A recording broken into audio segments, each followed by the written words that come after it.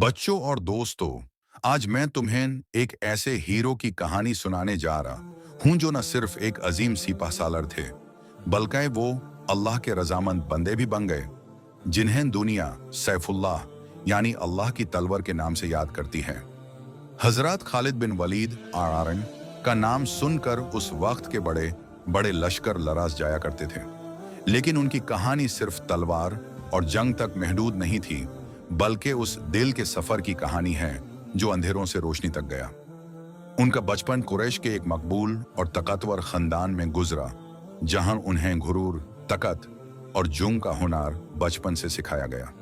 उनका तीर का निशाना कभी चूकता नहीं था, उनकी तलवार हवा चिरते हुए दुश्मन तक पहुंचती थी, लेकिन उनका दिल अभी हक की रोशनी से दूर था। जब रसूलुल्लाह ऐसा औलादावर ने इस्लाम पेश किया तो खालिद बिन वलीद ने पहले उसके मुखालिफ काम किया।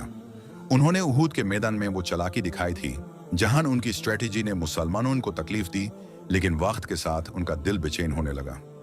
हर जंग के बाद वो सोचते कि इस्लाम के लश्कर में ऐसी क्या बात है कि वो हर बार कम होने के बावजूद भी टूटते नहीं।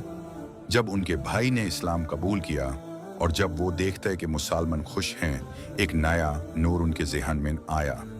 एक दिन उनका दिल हिल गया और वो मदीना जाने का फैसला कर लेते हैं। रसूलुल्लाह सल्लल्लाहु अलैहि वसल्लम ने उन्हें देखते ही कहा, खालिद देर से आए मगर अल्लाह के बंदे बन के आए।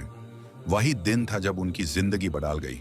फिर आई वो जंगे मोता, जहां मुस्लिम लश्कर सिर्फ 3000 था और रोमन फौज थी 2 लाख से ज्यादा। पहले 3 कमांडर शहीद हुए और फिर सिपह सलारी दी गई खालिद बिन वलीद को।